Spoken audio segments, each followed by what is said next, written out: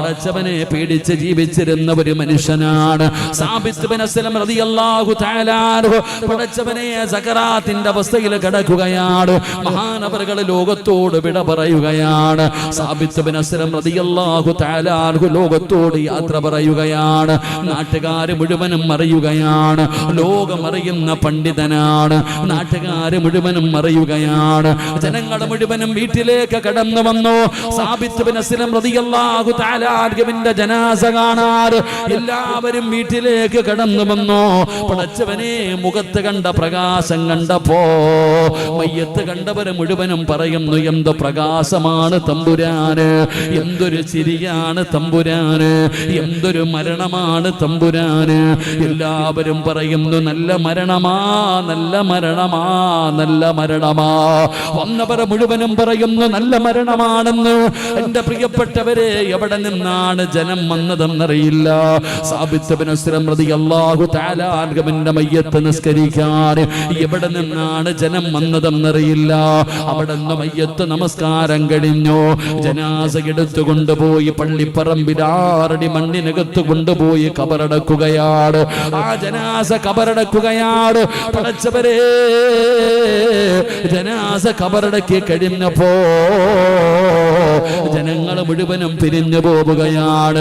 ഒരുപാട് യാത്രക്കാരുണ്ട്. ഒരുപാട് ദൂരസ്ഥലങ്ങളിൽ നിന്ന് സാബിത്ത് ബിൻ അസ്ലം റളിയല്ലാഹു തആല അൻഹുവിന്റെ ജനാസ കാണാമെന്നവരുണ്ട്. അങ്ങനെ ജനങ്ങൾ മുഴുവനും പിരിഞ്ഞു പോവുകയാണ്. പള്ളിയിലൊക്കെ ജനങ്ങൾ കിടന്നുറങ്ങുകയാണ്. യാത്രക്കാരായത് കാരണം ഒരുപാട് പേര് പള്ളിക്കകത്ത് കിടന്നു. അറിവ് പഠിക്കുന്നവര് പള്ളിക്കകത്ത് കിടന്നു. പലരും വീടുകളിൽ പോയി കിടക്കുകയാണ്. രാത്രി അതാ എല്ലാവരും കിടന്നുറങ്ങി. പിറ്റേ ദിവസം സുബഹി നമസ്കാരത്തിന് വേണ്ടി ജനങ്ങൾ മുഴുവനും പള്ളിയിലേക്ക് കടന്നു വരികയാ. എല്ലാവരും പിറ്റേ ദിവസം സുബഹി നമസ്കാരത്തിന് വേണ്ടി പള്ളിയിലേക്ക് കടന്നു വന്നു. പള്ളിയിൽ വന്നവർ മുഴുവനും പറയുന്നത് എന്തെന്നറിയുമോ? റഅയ്നാ സാബിതൻ യുസല്ലി ഫീ ഖബരിഹി. നാട്ടുകാര് സ്വപ്നം കാണുകയാണ്. സാബിത്ത് ബിൻ അസ്ലം റളിയല്ലാഹു തആല അൻഹു മരിച്ച ഖബറിനകത്ത് കൊണ്ടുവച്ചതിന്റെ രാത്രിയിലുണ്ടല്ലോ, ആ നാട്ടില് പലരും സ്വപ്നം കാണുകയാണ്. പള്ളിക്കകത്ത് കിടന്നവരും സ്വപ്നം കാണുകയാണ്. എന്താണ് സ്വപ്നം കണ്ടതെന്നറിയുമോ? റഅയ്നാ സാബിതൻ യുസല്ലി ഫീ ഖബരിഹി.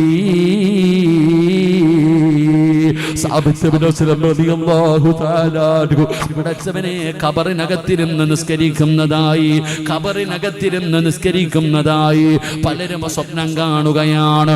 ഓരോരുത്തരും പറയാൻ തുടങ്ങി, ഞാൻ കണ്ടു, ഞാൻ കണ്ടു, ഞാൻ കണ്ടു. എല്ലാവരും ഇങ്ങനെ പറയുകയാണ്. അങ്ങനെ ജനങ്ങൾക്ക് മുഴുവനും വല്ലാത്ത അത്ഭുതമായി. ആരെങ്കിലും ഖബറിനകത്തിരുന്ന് നിസ്കരിക്കുമോ? ആരെങ്കിലും ഖബറിനകത്തിരുന്ന് നിസ്കരിക്കുമോ? ഈ സാബിത്ത് ബിൻ അസ്ലമിന് അല്ലാഹു അങ്ങനെ ഒരു പദവി കൊടുക്കാൻ, അങ്ങനെ ഒരു വലിയ പ്രതിഫലം കൊടുക്കാൻ കാരണം എന്താണെന്നറിയണമല്ലോ. കാരണം എന്താണെന്നറിയണമല്ലോ. ജനങ്ങൾ മുഴുവനും തീരുമാനമെടുത്തു. ജനങ്ങൾ മുഴുവനും തീരുമാനമെടുത്തു. സാബിത്ത് ബിൻ അസ്ലം റളിയല്ലാഹു തആല അൻഹുവിന്റെ വീട്ടിലേക്ക് ജനങ്ങൾ മുഴുവനും കടന്നു പോവുകയാണ്. സുബഹി നമസ്കരിക്കാമെന്ന ജനങ്ങളുണ്ടല്ലോ. സാബിത്ത് ബിൻ അസ്ലം റളിയല്ലാഹു തആല അൻഹുവിന്റെ വീട്ടിലേക്ക് കടന്നു ചെന്നു. അതാ സാബിത്ത് ബിൻ അസ്ലം തങ്ങളുടെ പൊന്നുമോളെ കാണുകയാണ്. തന്റെ ഏറ്റവും ചെറിയ മകളെ കാണുകയാണ്. ആ മകളെ അടുത്തേക്ക് വിളിച്ചു.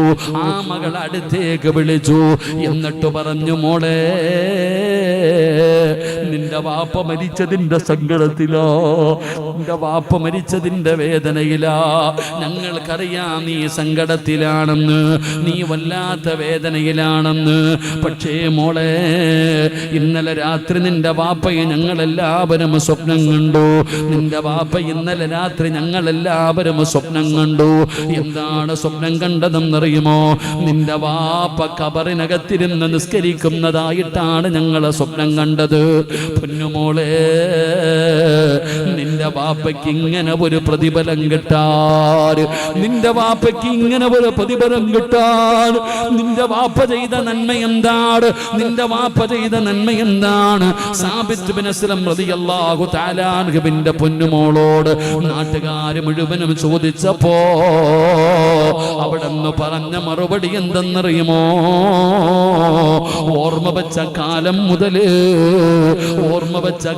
മുതല് ഞാൻ സുബഹിക്ക് എഴുന്നേക്കുന്നത് എങ്ങനെയാണെന്നറിയുമോ? എന്നെ ആരും വിളിച്ചുണർത്താറില്ല, എന്നെ ഒരാളും വിളിച്ചുണർത്താറില്ല. പിന്നെ ഞാൻ എഴുന്നേക്കുന്നത് എങ്ങനെയാണെന്നറിയുമോ? എന്റെ ഉപ്പാടെ കരച്ചില് കേട്ടിട്ടാണ്, എന്റെ ഉപ്പയുടെ കരച്ചില് കേട്ടിട്ടാണ്, എന്റെ ഉപ്പാടെ ദുആ കേട്ടിട്ടാണ്. എന്റെ ഉപ്പ റബ്ബിനോട് ദുആ ചെയ്യുകയാണ്. എന്താണ് ദുആ ചെയ്യുന്നതെന്നറിയുമോ? അല്ലാഹുമ്മ ഇൻ കുന്ത അഅതൈത അഹദൻ അസ്സലാത ഫീ ഖബ്രിഹി. എന്റെ വാപ്പ ദുആ ചെയ്യുന്നത് കേട്ടിട്ടാണ് ഞാൻ എഴുന്നേക്കുന്നത്. വർഷങ്ങളായി എന്റെ വാപ്പ ദുആ ചെയ്യുന്നു, പൊട്ടിക്കരഞ്ഞുകൊണ്ട് സുജൂദിൽ കിടന്നിട്ട് എന്റെ വാപ്പ ദുആ ചെയ്യുന്നത് കേട്ടിട്ടാണ് ഞാൻ വെളുപ്പാങ്കാലത്തിൽ എഴുന്നേക്കുന്നത്. സാബിത്ത് ബിൻ അസ്ലം റളിയല്ലാഹു തആല അൻഹുവിന്റെ മകള് പറയുകയാണ്, എന്റെ വാപ്പ ദുആ ചെയ്യുന്നത് എന്തെന്നറിയുമോ?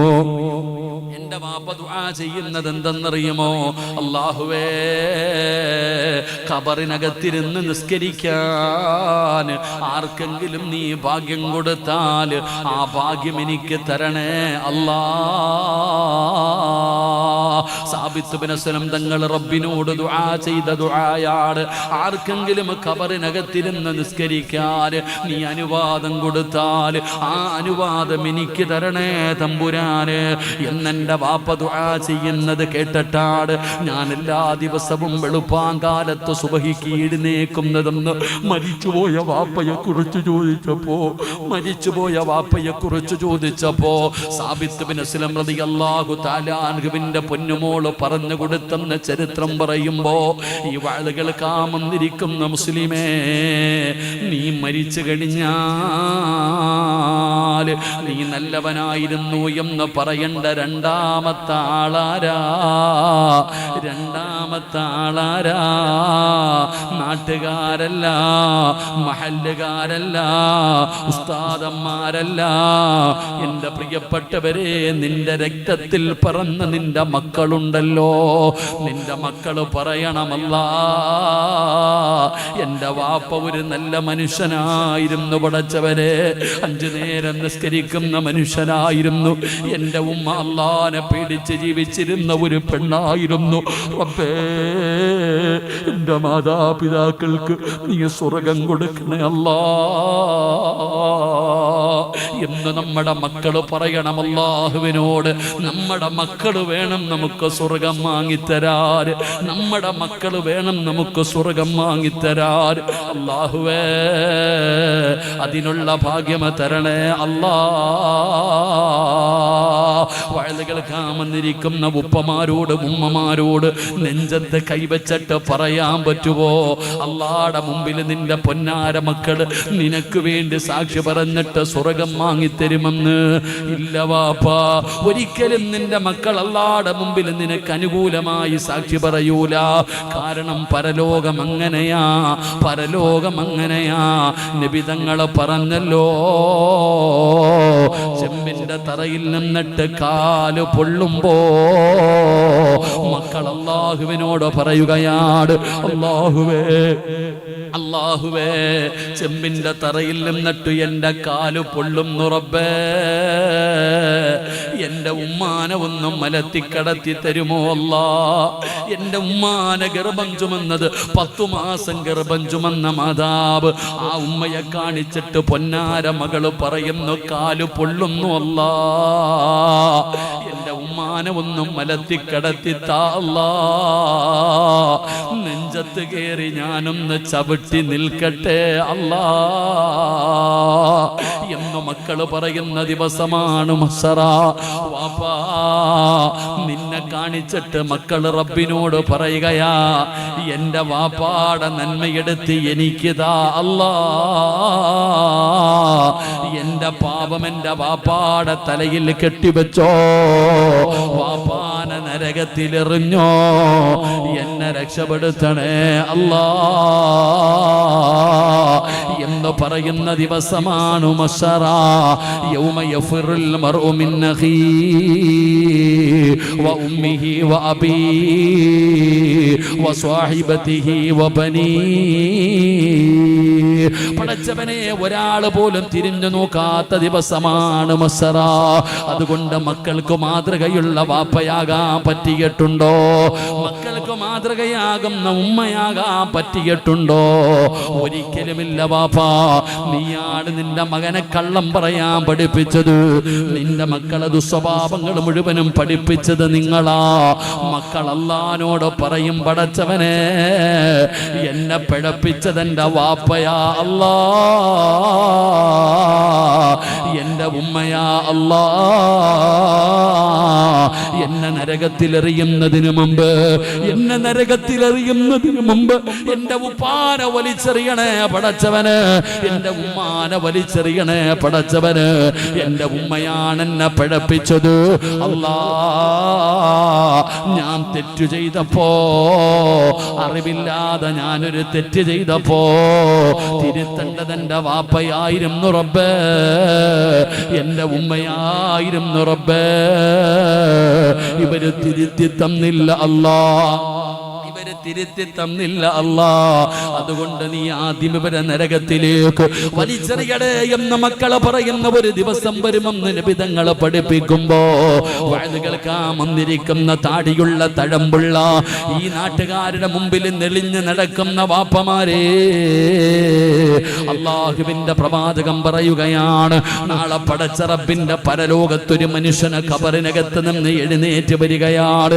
അവനെ കാണുമ്പോ ജനങ്ങൾ മൂക്കുപൊത്തുകയാണ്. വല്ലാത്ത ദുർഗന്ധമാണ്.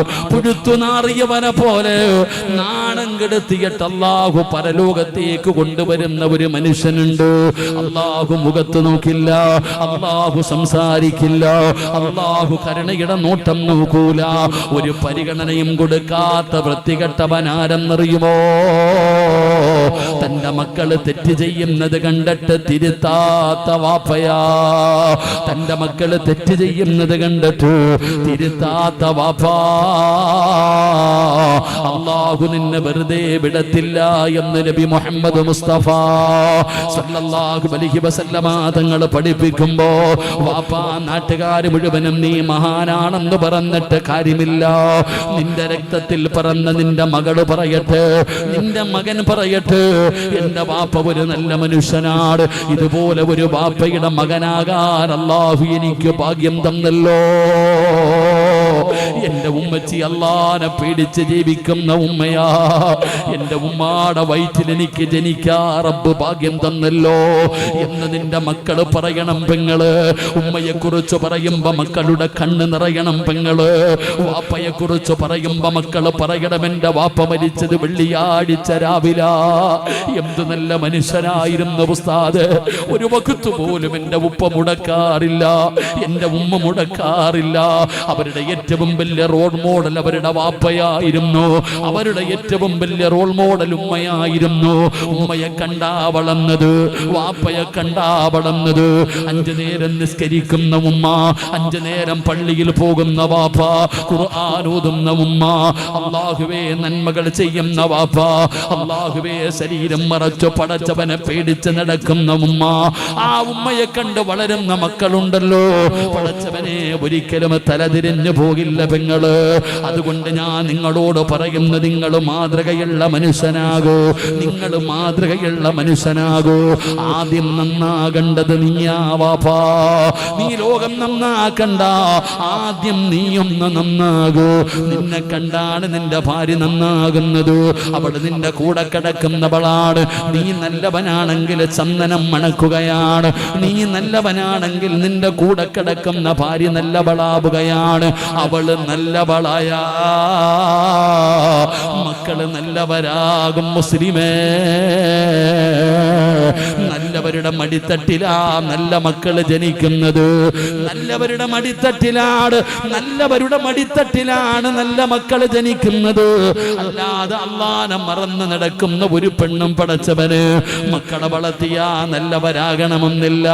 അതുകൊണ്ട് എന്റെ പ്രിയപ്പെട്ടവരോട് പറയുകയാണ്, സ്വന്തം മക്കൾ അള്ളാനോട് സാക്ഷി പറയണം, എന്റെ ഉമ്മ നല്ലവളാ അല്ലാ, എന്റെ വാപ്പ നല്ലവനാ അല്ലാ, സ്വർഗം കൊടുക്കണേ അല്ലാ എന്ന് നമ്മുടെ മക്കള് സാക്ഷി പറഞ്ഞാൽ, നമ്മുടെ മക്കള് പറയണം നമ്മൾ നല്ലവനായിരുന്നു എന്ന്. എങ്കിൽ അള്ളാഹു നമുക്ക് സ്വർഗം തരുമെന്ന് നബിയിനാ റസൂലുള്ളാഹി ഉറക്കെ പറ, നബിയിനാ റസൂലുള്ളാഹി. നമ്മുടെ മക്കള് പറയൂ നമ്മൾ നല്ലവരായിരുന്നു. എന്തേ വാപ്പ നിങ്ങൾ ഇങ്ങനെ ആയിപ്പോയ? സ്വന്തം മക്കള് തന്നെ ചോദിക്കാം, വാപ്പ ഏത് മനുഷ്യനും പ്രായമാകുമ്പോ നന്നാകും, നിങ്ങൾ എന്തേ വാപ്പ ഇങ്ങനെ ആയിപ്പോയ? വാപ്പാനോട് ചോദിക്കാൻ പറ്റാത്തോണ്ട് ഉമ്മാനോടാ ചോദിക്കണേ. ഉമ്മ എന്തേ ഉമ്മ വാപ്പച്ചി ഇങ്ങനെ ആയിപ്പോയ? ഉമ്മാനോട് വാപ്പാനോട് ചോദിച്ചാൽ തല്ലും. അതുകൊണ്ട് ഉമ്മാന്റെ അടുക്ക പോയി ചോദിക്കുന്നു, ഉമ്മച്ചി ഉമ്മ വാപ്പ എന്താ ഇങ്ങനെ ആയിപ്പോയത്? അപ്പൊ ഉമ്മ പറയണ മറുപടി, പറഞ്ഞിട്ട് കാര്യമില്ലടാ, അതങ്ങനെ ആയിപ്പോയി, അള്ളാഹു കാത്തിരക്ഷിക്കുമാറാകട്ടെ.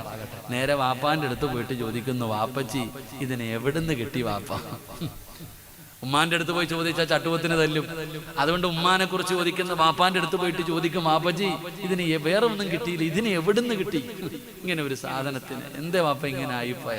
പെട്ടടാ മോനെ, തലയിലായി പോയതാ, അള്ളാഹു കാത്തിരക്ഷിക്കുമാറാകട്ടെ. ഇതാ നമ്മുടെ അവസ്ഥ. ഇവിടെ നമ്മളെ കുറിച്ച് നമ്മുടെ മക്കള് പറയട്ടെ നല്ലവനാണെന്ന്. അതിന് നീ എന്താ, നിന്നെ കണ്ടങ്ങാണ് നിന്റെ മോൻ വളർന്ന? അള്ളാഹുവേ നീ കാക്കണേ അല്ലാ, ആമീൻ പറ. അള്ളാഹുവേ നീ ഞങ്ങളെ കാക്കണേ അല്ലാ. നമ്മുടെ സ്വഭാവമാണ് നമ്മുടെ മക്കൾക്ക് കിട്ടുന്നെങ്കിൽ സ്വർഗത്തിൽ പോവോ? നിന്നിൽ നിന്ന് നിന്റെ മകന് പഠിക്കാൻ എന്താ ഉള്ളേ? എടോ, നമ്മള് നമ്മുടെ മക്കളെ ഉപദേശിക്കാൻ പോലും ഇന്നത്തെ വാപ്പായ്ക്കും ഉമ്മായ്ക്കും അർഹതയില്ലാത്ത കാലമാണ്. 7 വയസ്സുള്ളവനോട് നിസ്കരിക്കാൻ കൽപ്പിക്കണം, 10 വയസ്സായിട്ട് നിസ്കരിക്കാത്തവനെ അടിച്ചിട്ടാണെങ്കിലും നിസ്കരിപ്പിക്കണമെന്നാ. നിങ്ങൾ ആരെങ്കിലും അടിച്ചിട്ടുണ്ടോ? നിസ്കരിക്കാത്തതിന്റെ പേരിൽ മക്കളെ തല്ലിയിട്ടുള്ള ഏതെങ്കിലും ഒരു ഉമ്മ ഒന്ന് കൈവക്കിക്ക്. പാപ്പമാരാരെങ്കിലും ഉണ്ടെങ്കിൽ ഒന്ന് കൈവക്കിക്ക്. നിസ്കരിക്കാത്തതിന്റെ പേരിൽ എങ്ങനെ കൈവക്കാനാ? നീയെങ്ങാനും നിന്റെ മോനെ തല്ലാൻ പോയാ ഓ നിന്ന് ചിരിക്കും. നമ്മളെങ്ങാനും നമ്മുടെ മക്കളെ തല്ലാൻ പോവാ, ഓടാ നിസ്കരിക്കാൻ എന്ന് പറഞ്ഞ് തല്ലാൻ പോയാ അവൻ ചിരിക്കും. ആ ചിരിക്കകത്തൊരു അർത്ഥമുണ്ട്. എന്തെന്നറിയോ? എന്റെ പൊന്നു വാപ്പ നിങ്ങളൊന്ന് ആദ്യം പള്ളിയിൽ പോ, പിന്നെ എന്നെ നന്നാക്കാൻ പാ. ഉമ്മ നിങ്ങളൊന്ന് ആദ്യം നന്നാകും. ആദ്യം നന്നാകേണ്ടത് നമ്മളാടോ. എടോ, നമ്മുടെ മക്കളെങ്കിലും നമ്മളെ കുറിച്ച് നല്ലത് പറയണ്ടേ? അങ്ങനെ നല്ലത് പറയണമെങ്കിൽ നമ്മൾ നല്ലവരാകണം. നമ്മളിൽ നിന്ന് നമ്മുടെ മക്കൾക്ക് ഒരു മാതൃകയും കാണാൻ കഴിയുന്നില്ല. നമ്മുടെ മക്കളെ നന്നാക്കാൻ നമ്മൾ നന്നാകണമല്ലോ, വീട് നന്നാകണമല്ലോ. ഒരു വാപ്പയാണല്ലോ വീട് നന്നാക്കേണ്ടത്. നിയമങ്ങള് ചെലവിന് കൊടുത്താൽ മാത്രം പോരല്ലോ. നിന്റെ ഭാര്യയും നിന്റെ മക്കളും അള്ളാഹു നിന്നെ ഏൽപ്പിച്ചിരിക്കുന്ന അമാനത്താണല്ലോ. നിന്റെ വാപ്പ എങ്ങനെയാ വളർത്തിയേ? പെണ്ണെ, നീ വലിയ ചരിത്രമൊക്കെ പറയുമല്ലോ, നിന്റെ ഉമ്മ നിന്നെ എങ്ങനെയാ വളർത്തിയേ? ഇത് പറയുമ്പോ ഉസ്താദെ പണ്ട് അടിക്കാൻ പറ്റുമായിരുന്നു, ഇപ്പൊ അങ്ങനൊന്നുമല്ല. മക്കളൊക്കെ അങ്ങനെ പറഞ്ഞാൽ തിരിച്ചടിക്കും, പറഞ്ഞു കഴിഞ്ഞാൽ തിരിച്ചു തല്ലും. ആ ഒരു അവസ്ഥയിലേക്ക് നമ്മുടെ മക്കൾ മാറിയിരിക്കുന്നു. എന്റെ പ്രിയപ്പെട്ടവരെ, നമ്മുടെ മക്കളെ വളർത്തേണ്ട രീതിയിൽ നമ്മുടെ മക്കളെ വളർത്തണം. നമ്മുടെ മക്കളെ വളർത്തേണ്ട രീതിയിലും നമ്മൾ വളർത്തിയാൽ നമ്മൾ നല്ലവരായ നമ്മുടെ മക്കൾ നല്ലവരാകും. അള്ളാഹു നല്ല മക്കളാക്കി തരുമാറാകട്ടെ. ബോറടിക്കുന്നുണ്ടോ? അള്ളാഹു ഈമാൻ തരുമാറാകട്ടെ. അള്ളാഹു നമ്മുടെ മക്കളെ നന്നാക്കി തരുമാറാകട്ടെ. മക്കളെ വളർത്തണമെങ്കിൽ ആദ്യം നമ്മൾ നേരെയാകണം. നമ്മൾ നേരെയായ നമ്മുടെ മക്കള് നേരെയാകും. നമ്മൾ നേരെയായ നമ്മുടെ മക്കളെ നേരെയാകും. മക്കളെ വളർത്തേണ്ടത് എങ്ങനെയാ? മക്കളെ വളർത്തേണ്ടത് എങ്ങനെയാണ്? സീരിയൽ കണ്ടല്ല പഠിക്കേണ്ടത്, സിനിമ കണ്ടല്ല പഠിക്കേണ്ടത്, ആരെങ്കിലും എഴുതി വച്ചിരിക്കുന്ന നോവലുകളും കഥകളുമല്ല കണ്ടിട്ടല്ല വായിക്കേണ്ടത്. മക്കളെ വളർത്തേണ്ടത് എങ്ങനെയാണെന്നറിയോ? മക്കളെ വളർത്തേണ്ടത് എങ്ങനെയാണെന്നറിയോ? എന്റെ പ്രിയപ്പെട്ട പെങ്ങളെ, ഒരു വാപ്പതന്റെ പൊന്നാര മകളെ വളർത്തുകയാണ്. ഒരു വാപ്പതന്റെ പൊന്നാര മകളെ വളർത്തുകയാണ്. വാപ്പയും ഉമ്മയും നല്ലവരായാൽ, വാപ്പയും ഉമ്മയും നല്ലവരായാൽ പടച്ചവനെ മക്കള് നല്ലവരാവുകയാണ്. നിങ്ങൾക്ക് ഞാനൊരു ചരിത്രം പറഞ്ഞു തരാം. ഒരു വാപ്പയും ഉമ്മയും നല്ലവരായാൽ മക്കൾ എങ്ങനെയാണ് മാറുന്നതെന്ന് ഞാനൊരു ചരിത്രം പറഞ്ഞു തരാ. എങ്ങനെയാണ് മക്കളെ വളർത്തേണ്ടതെന്ന് പഠിപ്പിച്ചു തന്നതാരാ? മഹാനായ ആദരവായ പ്രവാചകൻ നബി മുഹമ്മദ് മുസ്തഫ സല്ലല്ലാഹു അലൈഹി വസല്ലമ തങ്ങളുടെ ജീവിതം കൊണ്ട് കാണിച്ചു തരികയാണ്. ഫാത്തിമ എന്ന് പറയുന്ന തന്റെ കരളിന്റെ കഷ്ടമായ തന്റെ പൊന്നാര മകളെ വളർത്തിയത്, ഫാത്തിമാനെ വളർത്തിയത് നബിതങ്ങളാണല്ലോ. ആ യതീമായ ഉമ്മ മരണപ്പെട്ടു പോയ മകളെ വളർത്തിയത് അല്ലാഹുവിന്റെ പ്രവാചകനാ. ഫാത്തിമയുടെ ചരിത്രം പഠിക്കണം പെങ്ങള്, ഫാത്തിമയുടെ ചരിത്രം പഠിക്കണം പെങ്ങള്. അല്ലാഹുവിന്റെ റസൂലും തന്റെ പ്രിയപ്പെട്ട ഭാര്യയായ ഖദീജ ബീബി റളിയല്ലാഹു തആല അൻഹാ, ഖദീജയുടെ മകളല്ലേ ഫാത്തിമ, നബിതങ്ങളുടെ മകളല്ലേ ഫാത്തിമ. എങ്ങനെയാണ് വാപ്പയും ഉമ്മയും വളർത്തിയതെന്നറിയോ? മക്കൾക്ക് മാതൃകയാകേണ്ടത് എങ്ങനെയാണെന്നറിയുമോ പെങ്ങളെ? ഖദീജ ബീബി റളിയല്ലാഹു തആല അൻഹയ്ക്ക് 40 വയസ്സാണ് പെണ്ണെ. 40 വയസ്സുള്ള ഖദീജ ബീവിയാണ് 25 വയസ്സുകാരനായ മുത്തി നബി വിവാഹം കഴിക്കുന്നത്. രണ്ടുപേരുടെയും പ്രായം 15 വയസ്സിന്റെ വ്യത്യാസമാണ്. 15 വയസ്സിന്റെ ഡിഫറൻസ് ആണ് രണ്ടുപേർക്കും. 40-കാരിയെ 25-കാരനായ മുഹമ്മദ് എന്ന് പറയുന്ന ചെറുപ്പക്കാരൻ വിവാഹം കഴിക്കുകയാ. പ്രവാചകനായിട്ടില്ല, പ്രേമിച്ച് കെട്ടിയതല്ല, നാട്ടുകാര് പിടിച്ച് കെട്ടിച്ചതല്ല. അള്ളാഹുവിന്റെ റസൂലിനും ഖദീജയ്ക്കും ഇഷ്ടമുണ്ടായിട്ട് വിവാഹം കഴിച്ചതാണ് പെങ്ങളെ. 25 കൊല്ലമാണ് ഇവര് രണ്ടുപേരും ജീവിച്ചിരുന്നത്. ഇവര് രണ്ടുപേരും ഭാര്യ ഭർത്താക്കന്മാരായി 25 വർഷമാണ് ജീവിച്ചത്. ഈ ഖദീജ ഇവരുടെ രണ്ടുപേരുടെയും ജീവിതത്തിനാണ് ഫാത്തിമ എന്ന് പറയുന്ന പൊന്നാര മകൾ ജനിക്കുന്നത്. ഫാത്തിമാനെ കാണുമ്പോ ഫാത്തിമായിക്ക് നബി തങ്ങളോട് വല്ലാത്ത ഇഷ്ടമായിരുന്നു പെങ്ങളെ. ഉമ്മയെക്കാൾ സ്നേഹം വാപ്പയോടാണ്. പെൺമക്കൾക്ക് അങ്ങനാടോ, പെൺമക്കൾക്ക് അങ്ങനാടോ? വാപ്പമാരോട് വല്ലാത്ത സ്നേഹമാണ് പെങ്ങള്. ഏ സഹോദരാ, ഏ സഹോദരി, പെൺകുട്ടികൾക്ക് ഉപ്പമാരോട് വല്ലാത്ത സ്നേഹമാണ്. പടച്ചവനെയായ ഫാത്തിമയ്ക്ക് നബി തങ്ങളോട് വല്ലാത്ത സ്നേഹമാണ്. എല്ലാവരും പറയും വാപ്പാടെ മോളാണ് വരുന്നത്, വാപ്പയുടെ മകളാണ് വരുന്നത്. ഖദീജ ബീവിക്ക് പടച്ചവനെ കേട്ട് കേട്ട് പിന്നെ അതൊരു രസമായി മാറി. മുഹമ്മദാ പറയുന്ന വാപ്പയുടെ മകളാണ്. ഫാത്തിമ, നീ നടന്നു വരുന്നത് കണ്ടാ നബി തങ്ങൾ വരുന്നത് പോലെയാണ്. നിന്റെ നടത്തവും നിന്റെ നോട്ടവുമെല്ലാം റസൂലുള്ളാഹി നോക്കുന്നത് പോലെയാണ്. എല്ലാവരും ഫാത്തിമാനെ നോക്കിയിട്ട് പറയുമായിരുന്നു, എന്റെ പ്രിയപ്പെട്ട പെങ്ങളെ, അതാ അല്ലാഹുവിന്റെ റസൂലിന്റെ ഭാര്യയായ ഖദീജ ബീബി റളിയല്ലാഹു തആല അൻഹാ. 65 വയസ്സായി പെണ്ണേ. 65 വയസ്സുള്ള ഖദീജ കുളിച്ചു ഒരുങ്ങിയിട്ട് വീടിന്റെ വാതിലിൽ കാത്തു നിൽക്കുകയാ. അല്ലാഹുവിന്റെ പ്രവാചകൻ എന്ന് പറയുന്ന ഭർത്താവ് വീട്ടിലേക്ക് കയറി വരുന്നത്. 65 വയസ്സുകാരി കാത്തു നിൽക്കുകയാണ്. നബി തങ്ങൾ വന്നപ്പോ സലാം പറയുന്നു, സലാം അടക്കുകയാണ്. നബി തങ്ങളെ സ്വീകരിക്കുകയാണ്. അല്ലാഹുവിന്റെ പ്രവാചകനെ സ്വീകരിക്കുകയാണ്. വീടിന്റെ അകത്തേക്ക് കടന്നു വന്നു. ഖദീജ ബീബി റളിയല്ലാഹു തആല അൻഹ കഴിക്കാൻ ഭക്ഷണം കൊണ്ടുവച്ചു. അല്ലാഹുവിന്റെ പ്രവാചകനും ഖദീജ ബീബിയും കഴിക്കാനിരിക്കുകയാണ്. ഫാത്തിമ എന്ന് പറയുന്ന പൊന്നുമോള് കണ്ടു വളരുകയാ. വാപ്പയും ഉമ്മയും കൂടെ ഒരുമിച്ചിരുന്നു ഭക്ഷണം കഴിക്കുകയാണ്. അന്ന് ഫാത്തിമയുടെ വയസ്സ് 15 14 വയസ്സാണ്. ആ 14 വയസ്സുകാരി കാണുന്ന രംഗമെന്തെന്നറിയുവോ? വാപ്പയും ഉമ്മയും കൂടെ ഒരു പാത്രത്തിന്റെ അകത്തിരുന്ന് ഭക്ഷണം കഴിക്കുകയാ. പറയാൻ കഴിയുമോ സഹോദരാ? ആ പൊന്നുമോള് നോക്കുമ്പോ വാപ്പയും ഉമ്മയും കൂടെ ഒരു പാത്രത്തിനകത്തിരുന്ന് ഭക്ഷണം കഴിക്കുന്നു. ഉമ്മ നബിയോട് ഭർത്താവിനോട് പറയുകയാണ്. ആ പൊന്നുമോള് നോക്കുമ്പോ കാണുന്ന രംഗമെന്തെന്നറിയുമോ? ഉമ്മയതാ വാപ്പയോട്, അതാ ഭർത്താവിനോട് ചോദിക്കുന്നു, യാ റസൂലല്ലാഹ്, എനിക്കിത്തിരി ഭക്ഷണം വാരിത്തരുമോ നബിയേ? ഫാത്തിമ കാണുകയാണ്. ഉമ്മ വാപ്പയോട് ചോദിക്കുന്നു, എനിക്കൽപ്പം ഭക്ഷണം വാരിത്തരുമോ? അല്ലാഹുവിന്റെ റസൂല് ചിരിക്കുന്ന മുഖത്തോട് ഖദീജ ബീവിയുടെ വായിലേക്ക് ഭക്ഷണം വാരിക്കൊടുക്കുകയാണ്. പടച്ചവനെ, ഉമ്മ ചോദിക്കുന്നു, നബിയേ ഞാനും വാരിത്തരട്ടെ നബിയേ, ഞാനും വാരിത്തരട്ടെ നബിയേ. വാരിത്ത ഖദീജ. ഭർത്താവ് ഭാര്യയ്ക്ക് വാരിക്കൊടുക്കുന്നു, ഭാര്യ ഭർത്താവിന് വാരിക്കൊടുക്കുന്നു. എന്തൊരു സ്നേഹമാപങ്ങള്, എന്തൊരു സ്നേഹമാപങ്ങള്. ഈ നാട്ടിലെ ഏറ്റവും നല്ല ഭവനമേതെന്നറിയുമോ? നിങ്ങളുടെ നാട്ടിലെ ഏറ്റവും നല്ല വീട് ഏതെന്നറിയുമോ? ഭർത്താവും ഭാര്യയും ഒരുമിച്ചിരുന്ന് ഒരു പാത്രത്തിൽ ഭക്ഷണം കഴിക്കുന്ന വീടാണെന്ന് ആദരവായ പ്രവാചകൻ നബി മുഹമ്മദ് മുസ്തഫ. ഈ നാട്ടിലെ ഏറ്റവും നല്ല ബറക്കത്തുള്ള വീട് ഏതാ? ഭാര്യയും ഭർത്താവും മക്കളും കൂടെ ഒരുമിച്ചിരുന്ന് ഭക്ഷണം കഴിക്കുന്ന വീട്. അള്ളാഹു നമുക്ക് ഈമാൻ നൽകുമാറാകട്ടെ. ഉറക്കപ്പുറല്ല ഈമാൻ നൽകുമാറാകട്ടെ. ഈ അടുത്ത കാലത്തെങ്ങാനും നീയും നിന്റെ ഭാര്യയും കൂടെ ഒരു പാത്രത്തിൽ നിന്ന് ഭക്ഷണം കഴിച്ചിട്ടുണ്ടോ? ഉണ്ടോ താത്താമാരെ? ആണുങ്ങളോട് ചോദിക്കുന്നില്ല. ഭർത്താവും ഭാര്യയും കൂടെ ഒരു പാത്രത്തിൽ നിന്ന് ഭക്ഷണം കഴിക്കണം. ഏതെങ്കിലും ഒരു താത്ത ഉണ്ടെങ്കിൽ ഒന്ന് കൈവക്കിക്കേ. വേണ്ട, എനിക്ക് നാണം കാണാൻ വയ്യ. ആകെ 3 പേര് പൊക്കി. അല്ലാഹു ബർക്കത്ത് ചെയ്യുമാറാകട്ടെ. ഇതാ നമ്മുടെ വീടിന്റെ അവസ്ഥ. ഈ ഫാത്തിമ എന്ന് പറയുന്ന മകള് കാണുന്നുണ്ട്, വാപ്പാടെ വായിലേക്ക് ഉമ്മ ഭക്ഷണം വാരി കൊടുക്കുന്നു, ഉമ്മയുടെ വായിലേക്ക് വാപ്പ ഭക്ഷണം വാരി കൊടുക്കുന്നു. എത്രാമത്തെ വയസ്സിൽ? 65-ാമത്തെ വയസ്സിൽ. 65-ാമത്തെ വയസ്സിൽ ഭക്ഷണമെല്ലാം കഴിഞ്ഞു.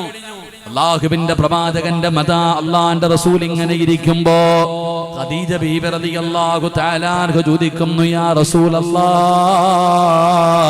അങ്ങയുടെ മടിയിൽ ഞാനൊന്ന് തലവെച്ച് കിടക്കട്ടെ നബിയേ, അങ്ങയുടെ മടിയിൽ ഞാനൊന്ന് തലവെച്ച് കിടക്കട്ടെ നബിയേ. അല്ലാഹുവിന്റെ റസൂൽ പറഞ്ഞു, കിടക്ക് ഖദീജ, കിടക്ക് ഖദീജ. തന്റെ ഭാര്യയെ പിടിച്ചു മടിയിൽ കിടത്തുകയാണ്. അങ്ങനെ ഖദീജ ബീബി റളിയല്ലാഹു തആല അൻഹ 65 വയസ്സുള്ള വൃദ്ധയാണ്. നബി തങ്ങളുടെ മടിയിലാണ് കിടക്കുന്നത്. എന്നിട്ട് അല്ലാഹുവിന്റെ റസൂലിനോട് സംസാരിക്കുകയാണ്, നബി തങ്ങളോട് സംസാരിക്കുകയാണ്, നബി തങ്ങളുടെ മുഖത്ത് നോക്കി ചിരിക്കുകയാണ്.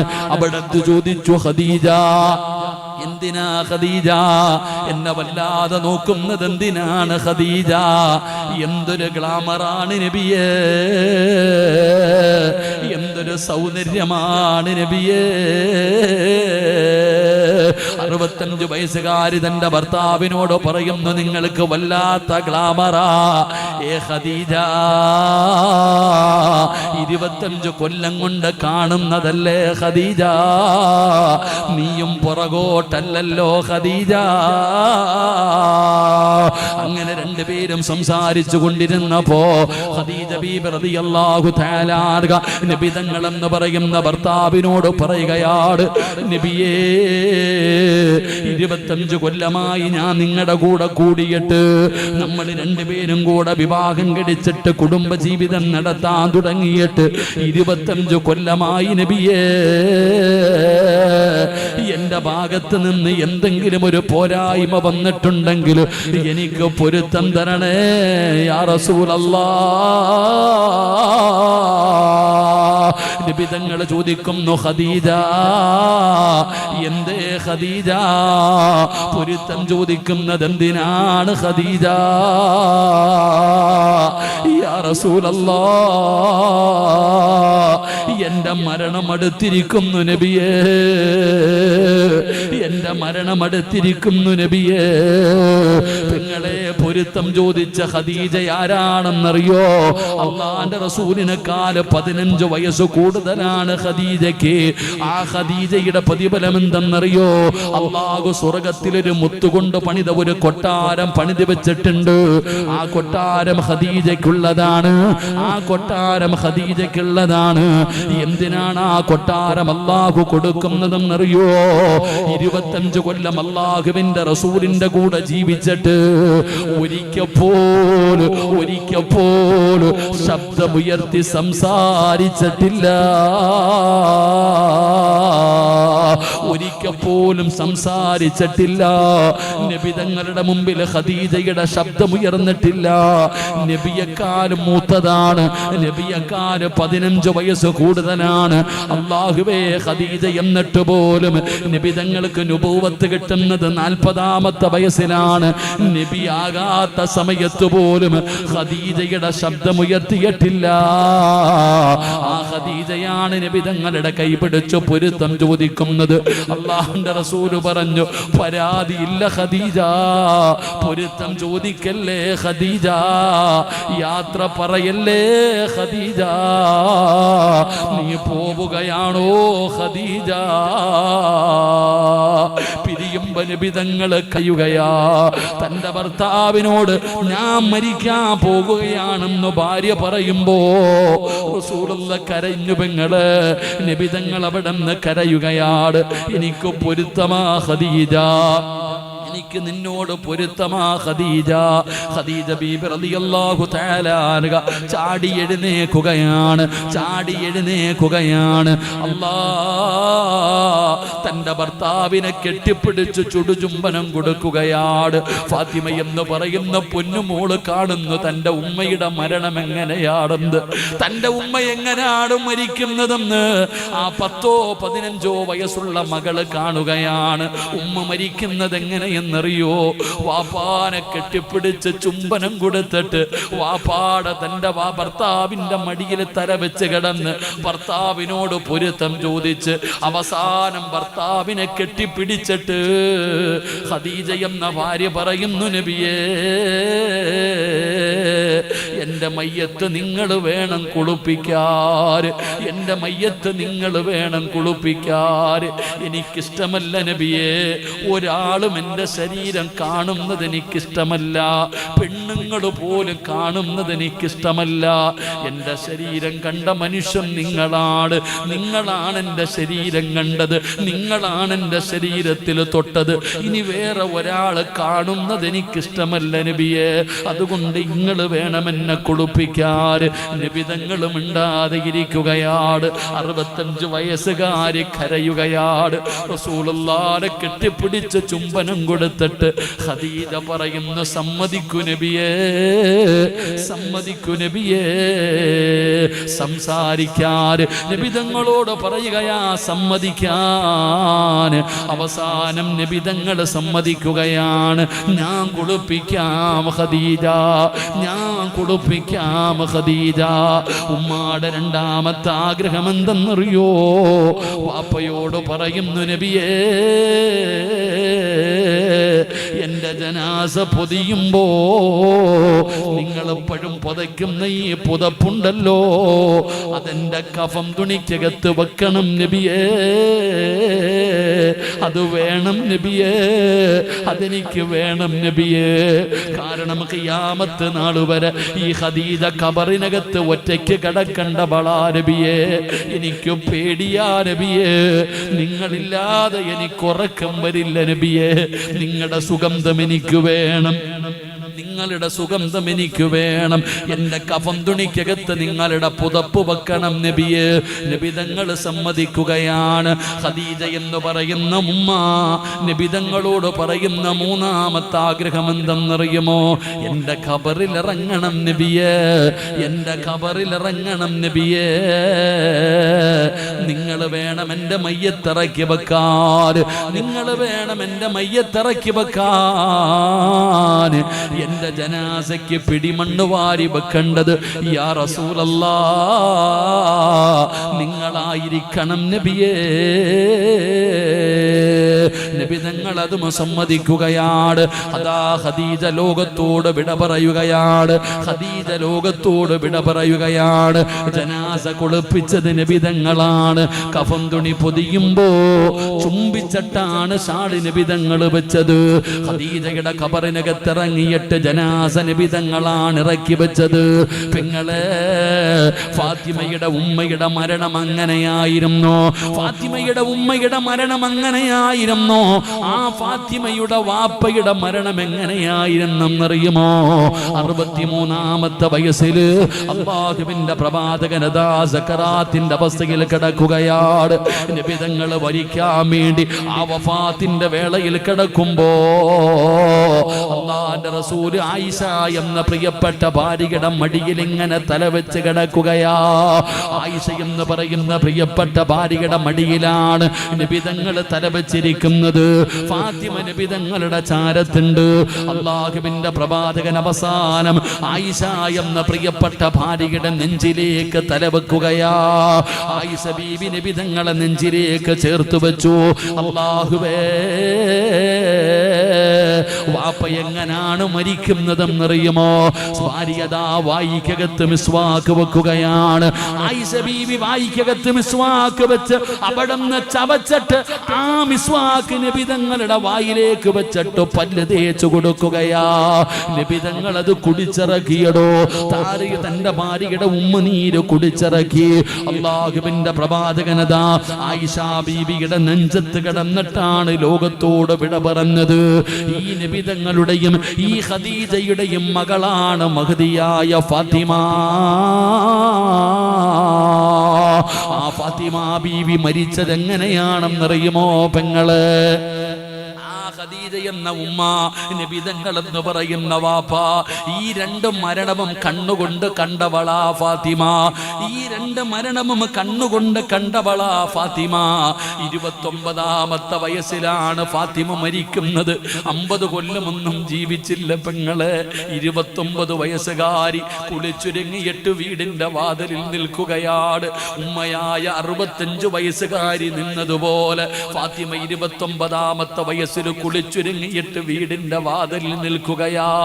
അതാ വരുന്നു സയ്യിദുനാ അലി ഇബ്നു അബീ ത്വാലിബ് റളിയല്ലാഹു തആല അൻഹു. തന്റെ ഭർത്താവ് വീട്ടിലേക്ക് കടന്നു വന്നു. കഴിക്കാൻ ഭക്ഷണം കൊടുത്തു. എന്നിട്ട് അലിയാര് തങ്ങളുടെ മടിയിൽ ഇങ്ങനെ തലവെച്ച് കിടന്നു. എന്നിട്ട് പറഞ്ഞു, അലിയേ,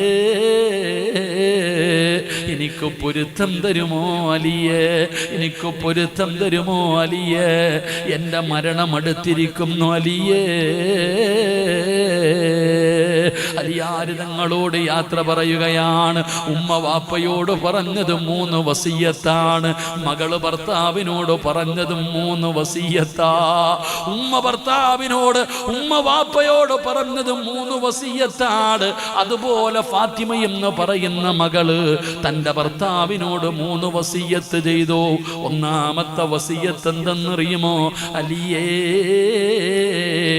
ഞാൻ മരിച്ചാൽ എന്നെ പകല് കബറടക്കരുത് അലിയേ. എന്നെ രാത്രിയിലേ കബറടക്കാവൂ. എന്നെ രാത്രിയിലേ കബറടക്കാവൂ. എന്തേ ഫാത്തിമ, എന്തേ ഫാത്തിമ രാത്രിയിലെ കബറടക്കാവൂ എന്ന് പറയുന്നത് എന്തുകൊണ്ടാണ്? അതാലിയാര് തങ്ങളോട് പറയുകയാണ്, എന്റെ ജനാസ പൊതിയുന്നത്, എന്റെ ജനാസ ചുമക്കുന്നത്, എന്റെ ജനാസ ഖബറിലിറക്കി വെക്കുന്നത് അന്യ പുരുഷന്മാരാണ് അലിയേ.